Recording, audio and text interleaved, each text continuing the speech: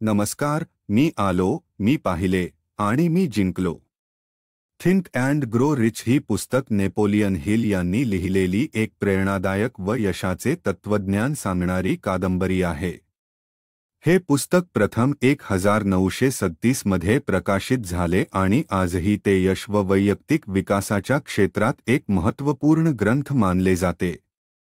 हे पुस्तक जगातील यशस्वी आणि श्रीमंत व्यक्तींच्या यशामागचे रहस्य शोधण्यासाठी नेपोलियन हिल यांनी 25 वर्षे संशोधन करून लिहिली आहे.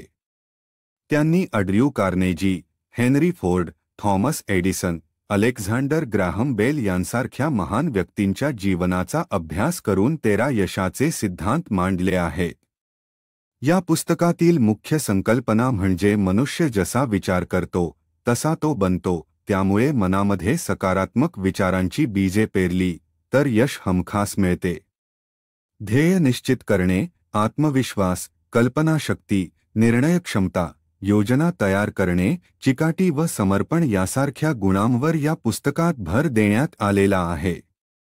थिंक अँड ग्रो रिच ही केवळ श्रीमंती मिळवण्याची प्रक्रिया नाही, तर हे व्यक्तिमत्व घडवण्याची एक प्रेरणादायी वाटचाल आहे. हे पुस्तक वाचकाला आपल्या उद्दिष्टांवर केंद्रित राहण्यास, अपयशातून शिकण्यास व स्वप्नपूर्तीसाठी कटिबद्ध राहण्यास मदत करते. हे पुस्तक आजही अनेक उद्योजक, नेते आणि यशस्वी व्यक्तींच्या यादीत मस्ट रीड म्हणून ओळखली जाते. अध्याय 1. डिझायर, तीव्र इच्छा. यशाची पहिली पायरी. यशस्वी जीवनाची सुरुवात होते ती मनातल्या तीव्र इच्छेपासून. नेपोलियन हिल यांच्या थिंक अँड ग्रो रिच या पुस्तकाचा पहिला अध्याय आपल्याला शिकवतो की संपत्ती, यश आणि महान उद्दिष्टे प्राप्त करण्यासाठी सर्वात आधी लागते ती एक स्पष्ट, निश्चित आणि ज्वलंत इच्छा. फक्त मला श्रीमंत व्हायचं असं म्हणणं पुरेसं नाही. कारण ती एक धूसर, अनिश्चित अपेक्षा असते. त्याऐवजी मला पुढील 5 वर्षात 1 कोटी रुपये कमवायचे आहेत तशी ठाम, मोजमाप करता येईल अशी इच्छा असावी लागते. नेपोलियन हिल यांना प्रेरणा मिळाली ती अमेरिकेतील प्रसिद्ध उद्योगपती अँड्र्यू कार्नेगी यांच्याकडून. कार्नेगी यांचं म्हणणं होतं, जर कोणाकडे तीव्र इच्छा असेल आणि ती इच्छा कृतीमध्ये बदलली गेली तर कोणत्याही गोष्टी अशक्य नाहीत. तीव्र इच्छेसाठी 6 पायांची योजना. हिल यांनी इच्छेला कृतीत उतरवण्यासाठी 6 ठोस टप्पे सांगितले. 1. तुम्हाला नेमका किती पैसा हवा आहे ते ठरवा. अस्पष्टता टाळा. आकडा ठरवा.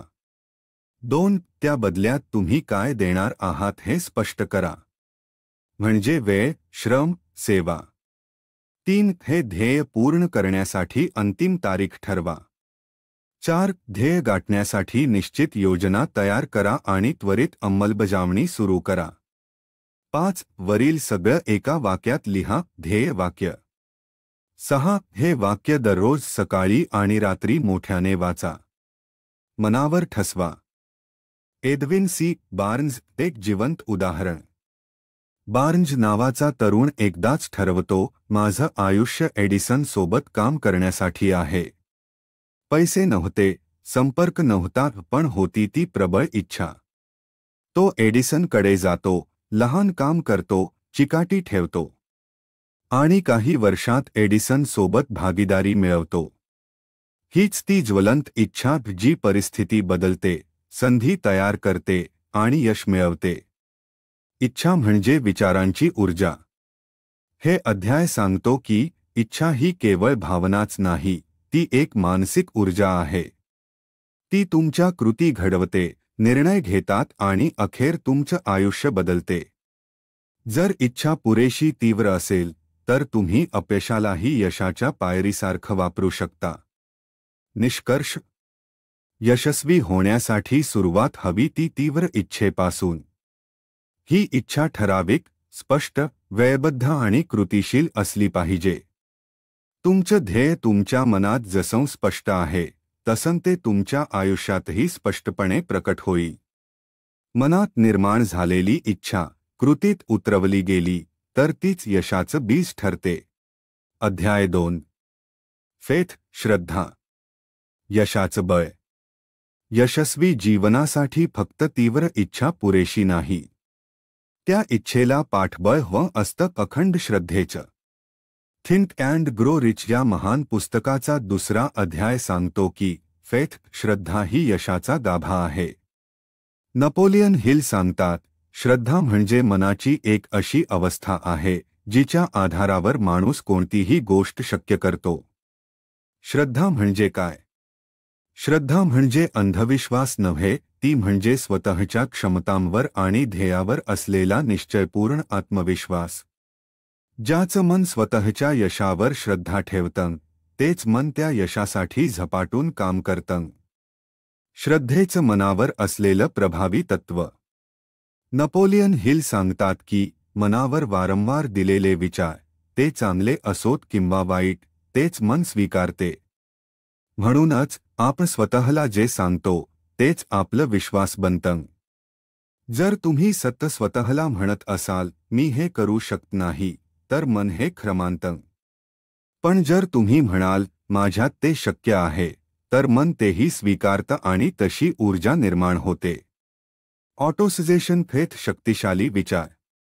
या अध्यायात हिल यांनी सांगितलं आहे की ऑटोसजेशन, स्वसंकेत या तंत्राचा वापर केल्यास श्रद्धा अधिक मजबूत होते. दररोज सकाळी आणि रात्री तुमचं ध्येय स्पष्टपणे उच्चारल्यास, त्यावर विश्वास ठेवून मनात चित्र निर्माण केल्यास, ही श्रद्धा तुमच्या अचेतन मनात खोलवर रुजते. आणि एकदा अचेतन मनाने विश्वास मानला की कृती आणि यश दोन्ही घडायला लागतात. यशस्वी लोकांची गोपनीय शक्ती. सर्व यशस्वी लोकांकडे एक समान गुण असतो, स्वतःवर गाढ श्रद्धा. हेनरी फोर्डला लोक म्हणाले, हे शक्य नाही. पण त्याचं उत्तर होतं, शक्य आहे, कारण मी त्यावर विश्वास ठेवतो. थॉमस एडिसनने 1000 वेळा अपयश स्वीकारलं, पण त्याला वाटत होतं, माझा शोध जवळ आलाय. ती होती श्रद्धेची ताकद. श्रद्धा ही मानसिक औषध आहे. श्रद्धा केवळ यशासाठीच नाही, तर भीती, चिंता, न्यूनगंड यावरही उपचार आहे. ज्याचं मन विश्वासाने भरलेलं असतं, त्याला कुठलंच अपयश तोडू शकत नाही. निष्कर्ष. थिंक अँड ग्रो रिचचा दुसरा अध्याय सांगतो की श्रद्धा ही शक्ती आहे. श्रद्धा ही मानसिक ऊर्जा आहे. ती तुम्हाला अडचणींतून पुढे घेऊन जाते. तुमचं ध्येय कितीही मोठं असो, जर तुम्हाला स्वतःवर आणि त्या ध्येयावर पूर्ण श्रद्धा असेल, तर संपूर्ण विश्व त्याला शक्य करण्यासाठी तुमच्या मदतीला धावून येतं. तर स्वतःवर विश्वास ठेवा, कारण तुमचा विश्वासच तुम्हाला यशाच्या शिखरावर घेऊन जाईल. अध्याय 3. ऑटोसजेशन, स्वसंकेत. स्वतःला दिलेले संकेत घडवतात यश. आपण जसे विचार करतो तसेच आपण घडतो. नपोलियन हिल यांचा थिंक अँड ग्रो रिच या पुस्तकातील तिसरा अध्याय ऑटोसजेशन, स्वसंकेत याच तत्वावर आधारित आहे.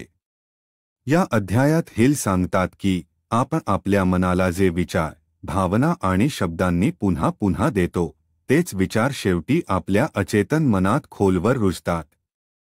आणि हेच विचार आपल्या कृती, निर्णय आणि शेवटी यश घडवतात.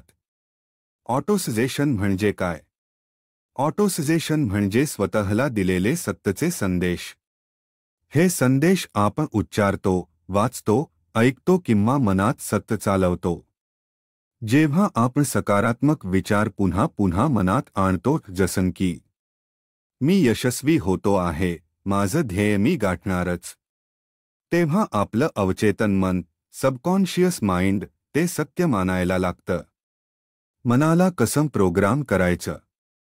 हिल सांगतात, मनाची शक्ती वापरण्यासाठी ऑटोसजेशन हे साधन आहे.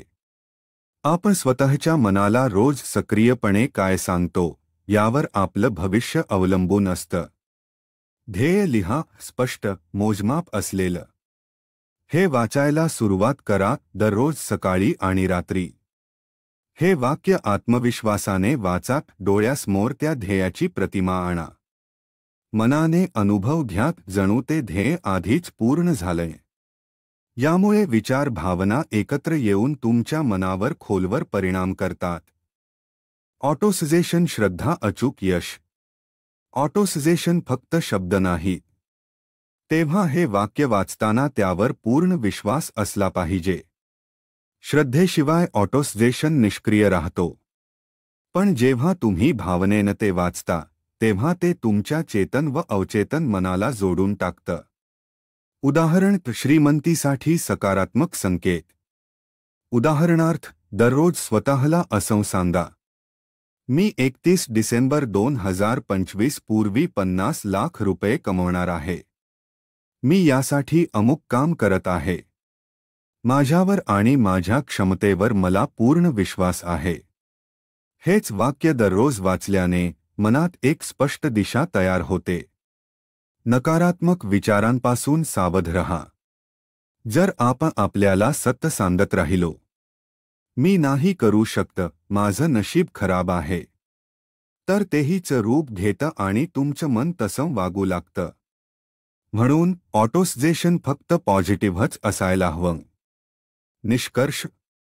नेपोलियन हिल यांचा हा अध्याय आपल्याला शिकवतो, तुमच्या मनाला रोज काय खायला घालता हे ठरवतं तुम्ही काय बनणार आहात. तुमचं मन तुमचं सर्वात मोठं शस्त्र आहे. त्याला रोज सकारात्मक संकेत द्या, विश्वास ठेवा आणि त्याला कृतीत आणा. कारण शेवटी तुम्ही स्वतःला जे सांगता तेच एक दिवस तुमचं वास्तव बनतं. अध्याय 4. Specialised knowledge. विशिष्ट ज्ञान. यश मिळवण्यासाठी सामान्य ज्ञान पुरेसे नाही. नेपोलियन हिल त्यांच्या थिंक अँड ग्रो रिच या पुस्तकाच्या 4थ्या अध्यायात सांगतात, knowledge is not power until it is organised and applied. म्हणजे ज्ञान हे शक्ती नाही तोपर्यंत नाही जोपर्यंत ते वापरलं जात नाही. सामान्य ज्ञान वर्सेस विशेष ज्ञान. शाळा कॉलेजमध्ये आपल्याला सामान्य ज्ञान मिळतं. इतिहास, गणित, विज्ञान, भूगोल. पण यशस्वी होण्यासाठी हे पुरेसं नाही. विशेष ज्ञान, स्पेशलाइज्ड नॉलेज म्हणजे तुमच्या ध्येयाशी थेट संबंधित आणि उपयोगी ज्ञान. उदाहरणार्थ एखाद्याला ऑनलाईन बिझनेस सुरू करायचा असेल तर त्याने डिजिटल मार्केटिंग, ई-कॉमर्स, ग्राहक व्यवहार याबद्दल विशेष ज्ञान मिळवावं लागतं. यशासाठी ज्ञान नाही तर ज्ञानाचा वापर महत्त्वाचा. नेपोलियन हिल स्पष्टपणे सांगतात, श्रीमंती ज्ञानाने मिळत नाही, ती मिळते योग्य कृतीने. ज्ञान हवं असलं तरी ते सर्व स्वतःकडे असणं आवश्यक नाही. तुम्ही इतर अनुभवी लोकांकडूनही ते मिळवू शकता. उदाहरण हेनरी फोर्ड यांच्याकडे फार शिक्षण नव्हतं, पण त्यांच्याकडे होते तज्ज्ञांची टीम आणि त्यांचा योग्य वापर करण्याची शहाणीव. विशेष ज्ञान कसं मिळवायचं? हिल खालील मार्ग सुचवतात. 1. स्वतःचं ध्येय ठरवा. तुम्हाला काय साध्य करायचंय? 2. त्या ध्येयाशी संबंधित ज्ञान कोणाकडे आहे ते शोधा. 3. पुस्तकं वाचा, कोर्सेस करा, तज्ज्ञांशी बोला. 4. मास्टर माइंड ग्रुप तयार करा, म्हणजे विचारसामर्थ्याने आणि अनुभवाने समृद्ध लोकांची साथ मिळवा. 5. ज्ञान मिळवल्यावर लगेच कृती करा. वापराचं ज्ञानच सर्वश्रेष्ठ. नुसतं शिकलं पण उपयोग केला नाही तर तुमच्याकडे कितीही सर्टिफिकेट्स असोत, पण जर ते ध्येय साध्य करण्यात उपयोगी येत नसतील तर त्याला हिल अनऑर्गनाइज्ड नॉलेज म्हणतात, जे काहीच कामाचं नसतं. उद्याचा यशस्वी माणूस कोण असेल? तो जो स्वतःच्या ध्येयाशी निगडित विशिष्ट ज्ञान मिळवतो, त्याचा योग्य वापर करतो आणि सातत्याने अपडेट राहतो.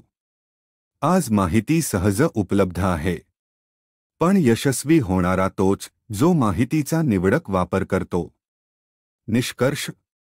4था अध्याय सांगतो की ज्ञान हे साधन आहे, शक्ती नव्हे. विशेष ज्ञान मिळवा, वापरा आणि कृतीत उतरवा. मास्टर माइंड टीमचा उपयोग करा. सतत शिकत राहा, पण शिकलेलं वापरायलाही शिका. कारण शेवटी यश हे ज्ञानाने नव्हे, ज्ञानाच्या अचूक वापराने मिळतं. अध्याय 5. इमॅजिनेशन, कल्पनाशक्ती. यशाचं निर्मितीस्थान. नेपोलियन हिल म्हणतात, "whatever the mind of man can conceive and believe, it can achieve." म्हणजे मन ज्या गोष्टीची कल्पना करू शकतं आणि त्यावर विश्वास ठेवतं, ती गोष्ट माणूस साध्य करू शकतो. हीच कल्पना इमॅजिनेशन या अध्यायाचं मूळ तत्व आहे. कल्पनाशक्ती म्हणजे काय? कल्पनाशक्ती म्हणजे नवीन कल्पना निर्माण करण्याची, त्या कल्पनांना वास्तवात बदलण्याची मानसिक क्षमता. हे एक मानसिक उपकरण आहे ज्याच्या आधारे आपण काहीही सर्जन करू शकतो. घर, मोबाईल, व्यवसाय, इंटरनेट या सगळ्या गोष्टी आधी एखाद्याच्या कल्पनाशक्तीत जन्मल्या. कल्पनाशक्तीचे 2 प्रकार. नेपोलियन हिल कल्पनाशक्तीचे 2 प्रकार सांगतात. 1. सिंथेटिक इमॅजिनेशन, संयोजित कल्पना. आधीच अस्तित्वात असलेल्या कल्पना, ज्ञान आणि अनुभव यांचा एकत्रित उपयोग. उदा. जुने बिझनेस मॉडेल घ्या आणि त्यात बदल करून नवे तयार करा. 2. क्रिएटिव्ह इमॅजिनेशन, सृजनशील कल्पना. नवीन आणि मौलिक कल्पना जे अवचित येतात. प्रेरणा, अंतर्ज्ञान किंवा अचानक डोक्यात चमकलेली कल्पना. ही कल्पनाशक्ती अवचेतन मन आणि बाह्य ऊर्जा स्रोतांशी जोडलेली असते. यशस्वी लोक ही शक्ती कशी वापरतात? सर्व महान शोध, संकल्पना, व्यवसाय सुरुवातीला केवळ कल्पना होत्या. थॉमस एडिसन विजेचा बल्ब, राईट ब्रदर्स विमान, स्टीव्ह जॉब्स आयफोन. या सर्व गोष्टी आधी त्यांच्या मनात निर्माण झाल्या आणि मग कृतीत उतरल्या. कल्पनाशक्तीचा विकास कसा करावा? 1. ध्येय ठरवा, स्पष्ट आणि मोजता येईल असं. 2. तुमच्या क्षेत्राशी संबंधित कल्पना मांडायला वेळ ठेवा. 3. डायरी किंवा नोट्समध्ये नव्या कल्पना लिहा. 4. जुने अनुभव, ज्ञान, पुस्तकं यांचा नवीन दृष्टीने विचार करा. 5. मास्टर माइंड ग्रुपसोबत चर्चा करा, नवीन दृष्टिकोन मिळतो. कल्पनाशक्ती आणि कृती. हिल स्पष्ट सांगतात, कल्पना फक्त विचारांपुरती मर्यादित ठेवली तर ती स्वप्न ठरतं.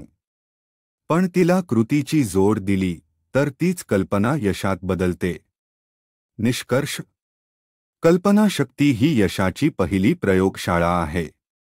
तुमचं मन जे निर्माण करू शकतं ते तुम्ही आयुष्यात घडवू शकता जर तुम्ही त्यावर श्रद्धा ठेवून कृती केलीत तर.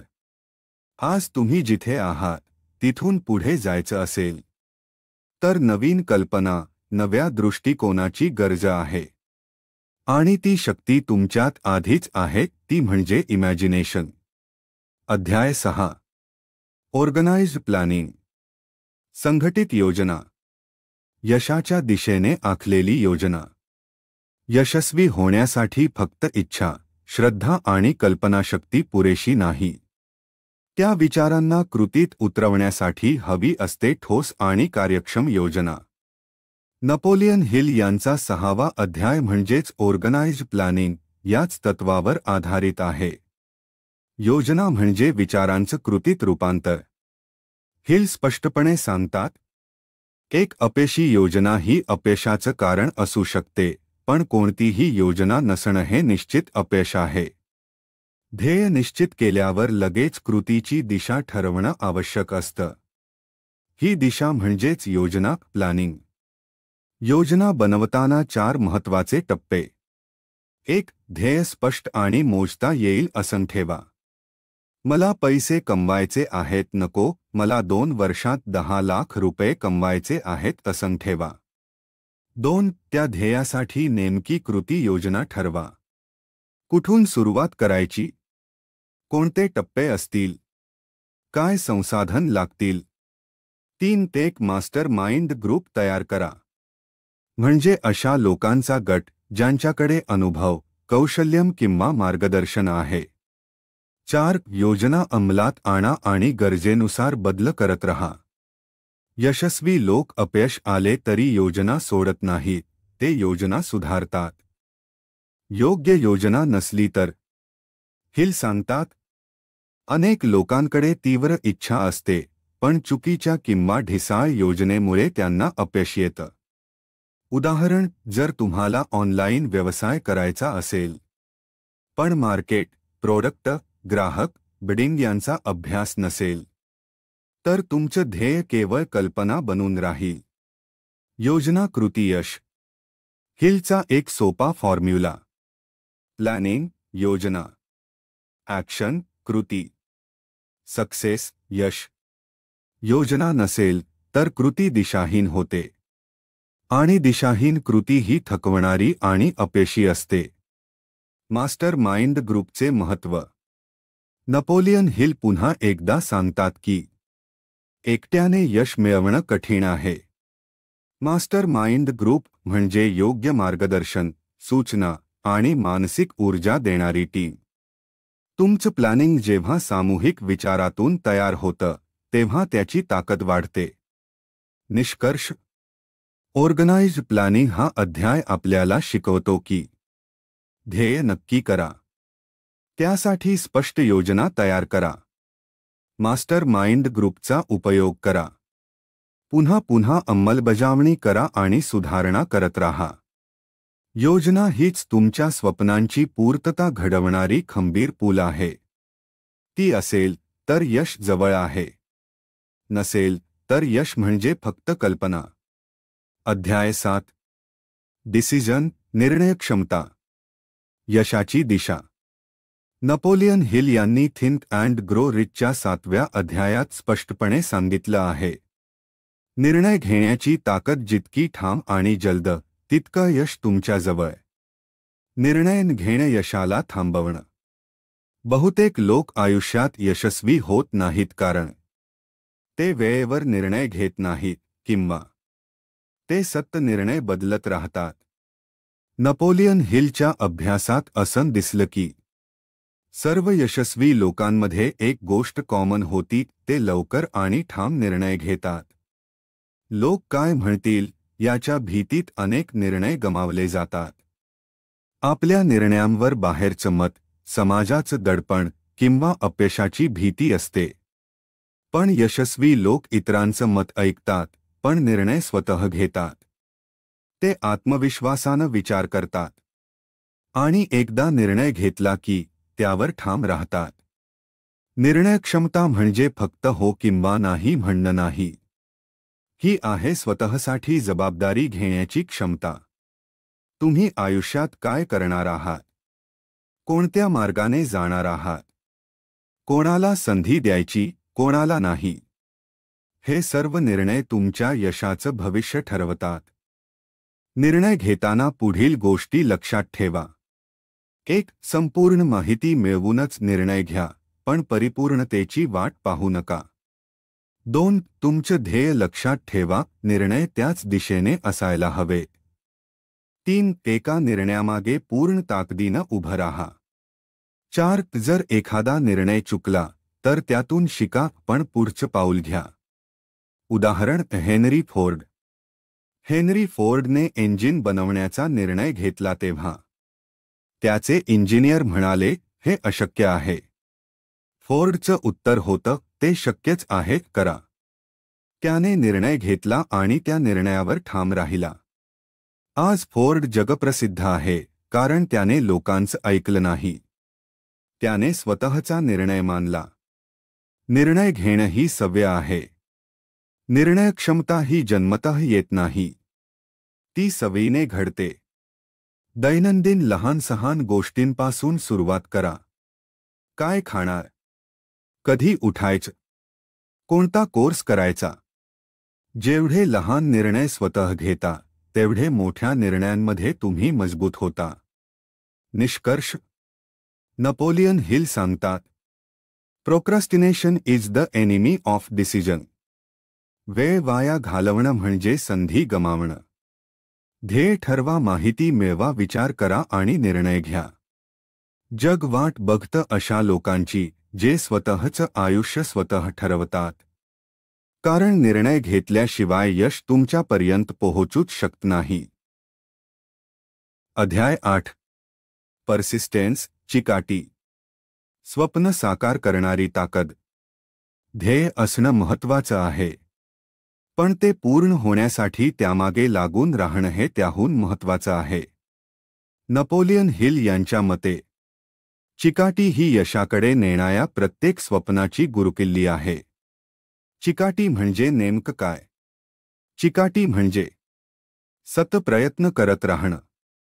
अपयश आलं तरी थांबू नये. किती वेळ लागला तरी ध्येय सोडू नये. यश आणि अपयश यांच्यामधली सीमारेषा ही चिकाटीवर अवलंबून असते. का गरजेची आहे चिकाटी? 1. कारण अपयश हे नेहमी सुरुवातीला येतं. सुरुवातीचे प्रयत्न फसतील, पण चिकाटीनं तुम्ही योग्य मार्ग सापडवू शकता. 2. कारण तुमचं ध्येय खूप मोठं आहे. मोठ्या गोष्टी सहज मिळत नाहीत, त्यासाठी वेळ, प्रयत्न आणि सातत्य लागतो. 3. कारण बहुतांश लोक वाट थांबतात, पण चिकाटी असलेले लोक पुढे जातात. चिकाटीची 4 मुख्य पायऱ्या. नपोलियन हिल नुसार चिकाटीचे 4 आधारस्तंभ. 1. ध्येयावरील स्पष्ट विश्वास. तुम्हाला काय हवं आहे हे ठाम ठरलेलं असावं. 2. स्वतःवरील आत्मविश्वास. तुम्ही हे करू शकता ही श्रद्धा हवी. 3. सकारात्मक सवयी. दररोज थोडी थोडी कृती, नियमितपणे. 4. मास्टर माइंड ग्रुपचा पाठिंबा. जेव्हा तुमचा आत्मविश्वास डगमगतो, तेव्हा हा गट तुम्हाला उभं ठेवतो. चिकाटीचा अभाव कशामुळे होतो? भीती, अपयशाची, समाजाची. आळस. वेळेचं व्यवस्थापन नसणं. स्वतःवर विश्वास नसणं. चुकीच्या लोकांची संगत. या सगळ्या गोष्टींपासून दूर राहणं गरजेचं आहे. उदाहरण थॉमस एडिसन. एडिसनने विजेचा बल्ब तयार करताना 10,000 वेळा अपयश अनुभवलं. पण तो थांबला नाही. तो म्हणाला, I have not failed. I have just found 10,000 ways that won't work. हीच खरी चिकाटी. निष्कर्ष. ध्येय ठरवणं ही पहिली पायरी आहे. पण त्या ध्येयाच्या पाठी लागणं, अपयश पचवणं आणि प्रयत्न चालू ठेवणं हाच यशाचा खरा मार्ग आहे. नपोलियन हिल स्पष्ट सांगतात, without persistence you will be defeated. With persistence you cannot fail. तर चिकाटी ठेवा, कारण तीच तुमचं स्वप्न खरं करेल. अध्याय 9. Power of the master mind. Mastermind समूहाची शक्ती. यशाची सामूहिक बुद्धिमत्ता. नपोलियन हिल म्हणतात, no individual may have great power without availing himself of the master mind. अर्थात कोणताही व्यक्ती खूप मोठं यश एकट्यानं मिळवू शकत नाही. त्याला एका ताकदवान टीमची गरज असते. हिचं नाव आहे मास्टर माइंड. मास्टर माइंड म्हणजे काय? मास्टर माइंड म्हणजे अशा लोकांचा गट जे समान ध्येयासाठी एकत्र येतात, जे एकमेकांना मानसिक, भावनिक आणि बौद्धिक ऊर्जा देतात आणि एकत्र येऊन एकमेकांचे यश वाढवतात. हिल यांच्या मते जेव्हा 2 किंवा अधिक बुद्धिमान लोक एकत्र काम करतात, तेव्हा तिथे एक त्रिसूत्री शक्ती निर्माण होते, जणू एक नवीन सुपरमाइंड. मास्टर माइंड ग्रुपची 3 प्रकारची ताकद. 1. इकॉनॉमिक पॉवर, आर्थिक सामर्थ्य. एकत्र योजना तयार करता येते. रिसोर्सेस शेअर करता येतात. एकमेकांना मार्केट, संधी, ग्राहक यांची माहिती मिळते. 2. स्पिरिच्युअल एनर्जी, आध्यात्मिक ऊर्जा. सहकार्य, प्रेरणा, नैतिकता. जेव्हा मानसिक थकवा येतो, तेव्हा गट तुमचं मनोबल वाढवतो. 3. मेंटल क्लॅरिटी, बौद्धिक स्पष्टता. वेगवेगळ्या कोनातून विचार करता येतो. नव्या कल्पना आणि निर्णय घेण्याचं बळ मिळतं. यशस्वी लोकांचे मास्टर माइंड ग्रुप्स. हेनरी फोर्डचा मास्टर माइंड गट होता. एडिसन, फायरस्टोन आणि अन्य उद्योजक. अँड्रू कार्नेगीने तर सांगितलं, माझं यश म्हणजे माझ्या मास्टर माइंड टीम्स फलित आहे. त्यांनी यशस्वी लोकांभोवती स्वतःचं बौद्धिक वर्तुळ निर्माण केलं, जे त्यांना मार्गदर्शन, समर्थन आणि नव्या संधी देत होते. मास्टर माइंड ग्रुप कसा तयार कराल? 1. समान विचार असलेले लोक निवडा, जे सकारात्मक आहेत, विकासात विश्वास ठेवतात. 2. ध्येय ठरवा, फक्त गप्पा नाही तर ठोस उद्दिष्ट. 3. नियमित संवाद ठेवा, आठवड्यातून एकदा भेट किंवा ऑनलाईन कॉल. 4. स्पष्टता, सन्मान आणि गोपनीयता ठेवा. एकटं काम करणं का तोट्याचं आहे? विचार मर्यादित राहतात, उत्साह कमी होतो, मार्गदर्शन मिळत नाही, चुका पुन्हा पुन्हा घडतात. मास्टर माइंड गट यावर उपाय आहे, कारण अनेक डोकी एकत्र आल्यावर निर्माण होते असामान्य ऊर्जा. निष्कर्ष. नेपोलियन हिल स्पष्टपणे सांगतात, मास्टर माइंड म्हणजे यशासाठी आवश्यक असलेलं गुपित अस्त्र. Your brain others brains unstoppable growth. जर तुम्हाला पुढच्या पातळीवर जायचं असेल तर तुमच्या भोवती असावा असा गट, जो तुम्हाला मोठं विचारायला, मोठं जगायला आणि मोठं जिंकायला भाग पाडतो. अध्याय 10. The mystery of sex transmutation. लैंगिक ऊर्जेचे रूपांतरण. यशाचे गुपित. नेपोलियन हिल सांगतात की काम ही केवळ शारीरिक गोष्ट नाही, ती एक शक्तिशाली मानसिक, भावनिक आणि सर्जनशील ऊर्जा आहे. आणि ती जर योग्य प्रकारे वळवली तर ती तुमचे यश गगनाला नेऊ शकते. यालाच ते म्हणतात सेक्स ट्रान्सम्युटेशन, म्हणजेच कामूर्जेचं उच्च उद्दिष्टासाठी रूपांतर. सेक्स ट्रान्सम्युटेशन म्हणजे नेमकं काय? ट्रान्सम्यूट म्हणजे एका गोष्टीचं दुसऱ्या प्रकारात रूपांतर करणं. म्हणजेच शारीरिक आकर्षण, कामेच्छा, भावना आणि उत्कटता या ऊर्जेला मानसिक, कलात्मक किंवा व्यावसायिक उद्दिष्टांमध्ये बदलणं. हे रूपांतर केवळ लैंगिक ऊर्जेवर नियंत्रण आणणं नाही, तर ती ऊर्जा यश, सर्जनशीलता, प्रेरणा आणि नेतृत्व यासाठी वापरणं होय. का आहे ही ऊर्जा इतकी शक्तिशाली? नेपोलियन हिल सांगतात, काम ही मानवी भावना सर्वात शक्तिशाली आहे. ती माणसाला काहीही करू शकण्याचं बळ देते, प्रेम जिंकायला, लोकांना आकर्षित करायला आणि स्वप्न पूर्ण करायला. याच ऊर्जेला जर दिशा दिली तर ती मोठं सामर्थ्य बनते. यशस्वी लोकांची कामूर्जेवर पकड. हिल यांनी पाहिलं की अनेक यशस्वी लोक, Thomas Edison, Abraham Lincoln, Napoleon Bonaparte, हे कामुक आकर्षणाने प्रेरित होते. पण त्यांनी ती भावना त्यांच्या कामात, संकल्पात आणि ध्येयात रूपांतरित केली. सेक्स ट्रान्सम्युटेशनचे फायदे. 1. सर्जनशीलता वाढते. लेखन, संगीत, कला, संशोधन यामध्ये नाविन्य निर्माण होतं.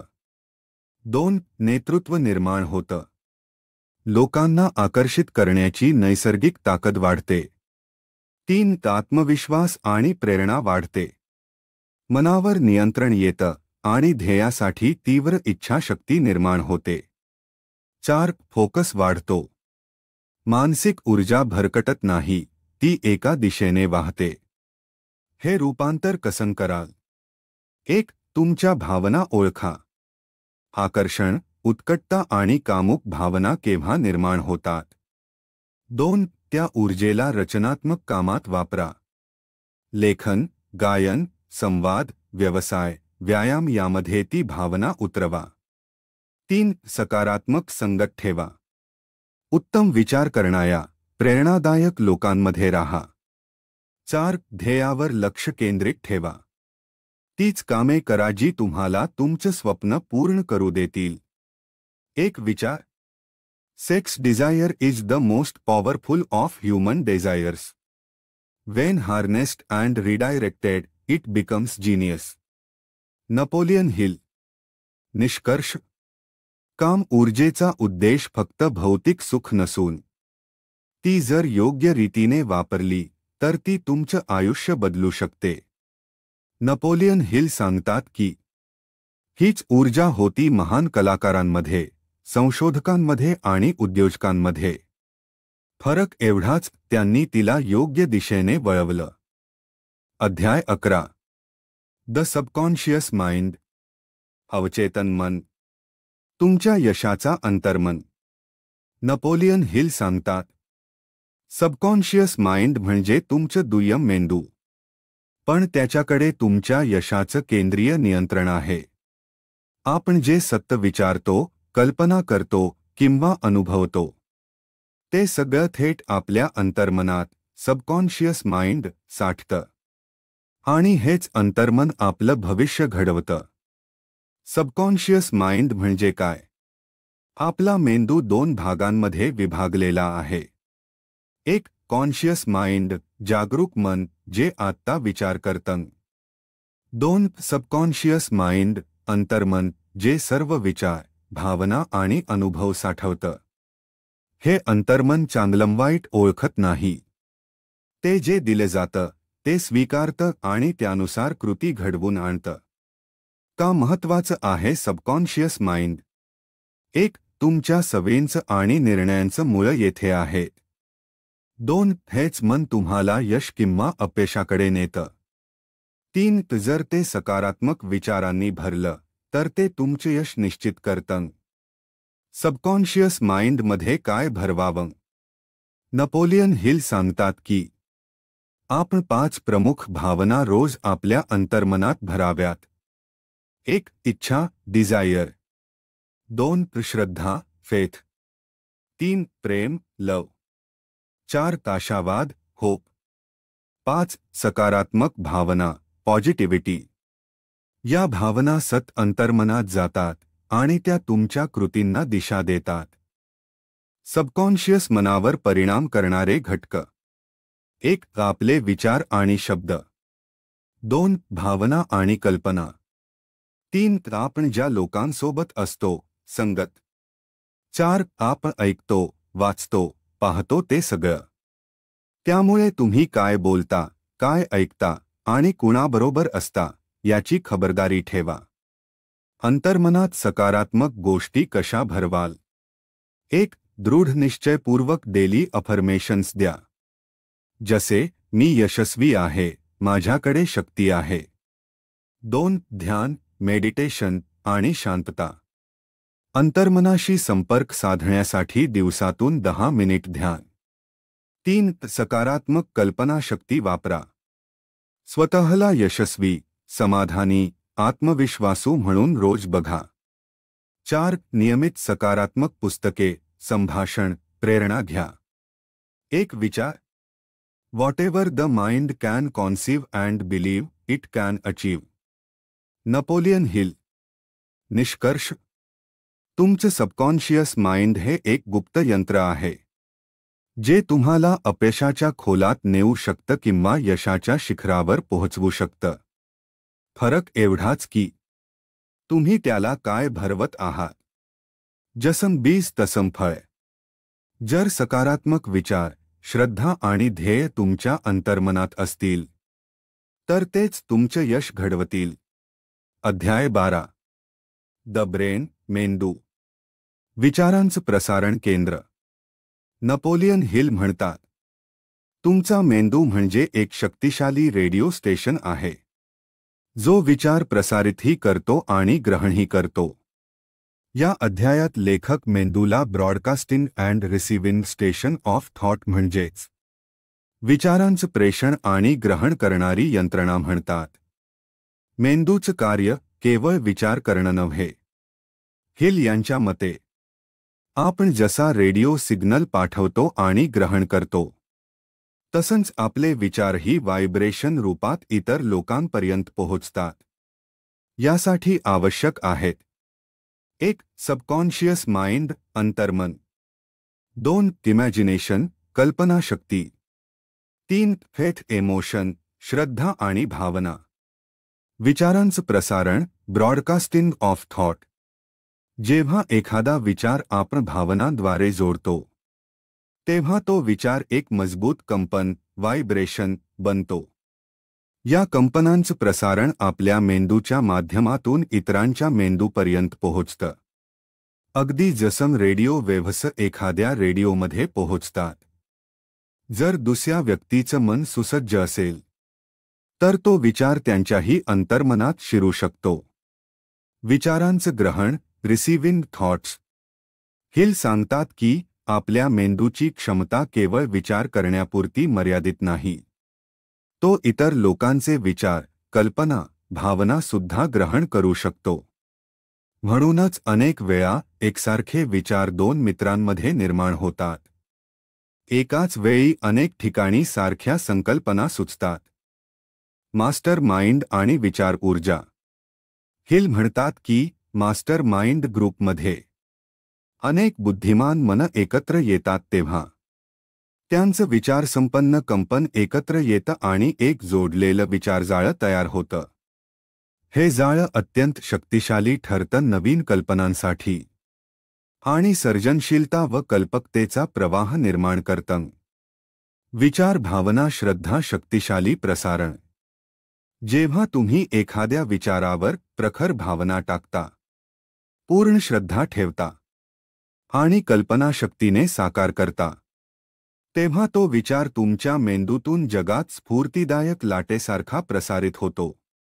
उदाहरण: थॉमस एडिसन आणि निकोला टेस्ला दोघेही विज्ञान क्षेत्रात काम करत होते, पण त्यांचे विचार एकमेकांच्या तरंगात समरस झाले होते. म्हणूनच अनेक शोध सिंक्रोनाइज पद्धतीने घडले. निष्कर्ष: तुमचा मेंदू ही फक्त यांत्रिक यंत्रणा नाही. तो एक आध्यात्मिक आणि ऊर्जाकेंद्रित टॉवर आहे, जो विचारांचा प्रसार करतो आणि इतरांचा ग्रहण करतो. जर तुम्ही सकारात्मक, उद्दिष्टपूर्ण विचार सतत पाठवत राहिलात, तर संधी, कल्पना आणि योग्य लोक तुमच्यापर्यंत आकर्षित होतात. अध्याय 13. The sixth sense. सहावा इंद्रिय. नपोलियन हिल या अध्यायात सिक्स्थ सेन्स म्हणजेच सहावा इंद्रिय म्हणजे काय, तो कसा कार्य करतो आणि तो यशासाठी का महत्त्वाचा आहे याची उकल करतात. सहावा इंद्रिय म्हणजे अंतर्ज्ञान, इंट्युइशन, जो आपल्या सुप्त मनातून येतो आणि अनेकदा भविष्यातील गोष्टींचा संकेत देतो. हा अध्याय पूर्वीच्या सर्व 12 अध्यायांचं सार आहे, जिथे हे समजतं की यशाचं अंतिम शिखर अंतर्ज्ञान आहे. सहावा इंद्रिय म्हणजे काय? आपल्याला 5 इंद्रिये आहेत: डोळे, कान, नाक, जीभ, त्वचा. पण सहावा इंद्रिय ही जाणीवेपलीकडची क्षमता आहे, जी आपण समजतो अशा अनुभूतीतून कार्य करते. हे अंतर्मन आणि इन्फिनिट इंटेलिजन्स, अमर्याद ज्ञानशक्ती यामधील दुवा आहे. सहावा इंद्रिय कसा कार्य करतो? 1. अंतर्मनात साठलेले अनुभव, ज्ञान आणि भावना यांचा उपयोग करून सहावा इंद्रिय आपल्याला एखादा इशारा, आकलन किंवा संकल्पना देतो. 2. तो शब्दशः सांगत नाही, पण तो भावना, दृश्य किंवा आतून येणाऱ्या हिंट्सच्या रूपात आपल्याशी संवाद साधतो. सहावा इंद्रिय कधी जागृत होतो? सत विचारसरणी, श्रद्धा, इच्छाशक्ती, कल्पनाशक्ती आणि सबकॉन्शियस माइंडवर काम केल्यावर. मेंदू एका उच्च पातळीवर पोहोचतो. तिथे सिक्स्थ सेन्स सुद्धा कार्यशील होतो. हिल सांगतात की मी जेव्हा एकट्याने शांत बसतो, तेव्हा मला एखाद्या अदृश्य गुरूची जाणीव होते, जो मला निर्णय घ्यायला मदत करतो. सहावा इंद्रिय यशासाठी का गरजेचा? 1. गोंधळलेल्या क्षणी योग्य निर्णय मिळतो. 2. नवीन संधींचा अंदाज येतो. 3. धोक्यांची आगाऊ जाणीव होते. 4. सर्जनशील कल्पना सहज येतात. 5. विश्वास व आत्मशक्ती वाढते. सहावा इंद्रिय विकसित कसा कराल? 1. ध्यान, मेडिटेशन, अंतर्मनाशी संबंध वाढवतो. 2. स्वतःचे निरीक्षण, सेल्फ रिफ्लेक्शन, आपल्या विचारांचा मागोवा घ्या. 3. सकारात्मक ज्ञानावर लक्ष केंद्रित करा. अति नकारात्मकतेपासून दूर राहा. 4. मास्टर माइंड ग्रुपमध्ये सहभागी व्हा. ऊर्जाशक्ती एकत्र आल्यावर अंतर्ज्ञान जागृत होतं. हिल यांचं उदाहरण. नेपोलियन हिल म्हणतात की त्यांनी आपल्या कल्पनेत व्हर्च्युअल कॅबिनेट तयार केला, ज्यात अब्राहम लिंकन, एडिसन, फोर्ड यांचं मार्गदर्शन घेतलं. ह्या प्रयोगातून त्यांना अनेक निर्णय सुचले. निष्कर्ष. 6वा इंद्रिय हा एक आध्यात्मिक टप्पा आहे, जो तुमच्या विचार, भावना आणि श्रद्धा याच्या संयोगातून निर्माण होतो. तो जागृत झाला तर तुम्ही भविष्याची दिशा ओळखू शकता, योग्य निर्णय घेऊ शकता आणि आपल्या यशाच्या मार्गावर अदृश्य सहाय्य मिळवू शकता. आम्हाला आशा आहे की ह्या पुस्तकाचा सार तुम्हाला समजला असेल आणि ते स्वीकारण्यासाठी तुम्ही तयारही असाल आणि तुम्हीही विचार करून श्रीमंत होऊ शकता बाकीच्या प्रमाणे. मग तुम्हीही म्हणू शकता, मी आलो, मी पहिले आणि मी जिंकलो. व्हिडिओ लाईक आणि चॅनेल सबस्क्राईब करायला विसरू नका, कारण आम्ही घेऊन येणार आहोत नवनवीन पुस्तकांची भेट.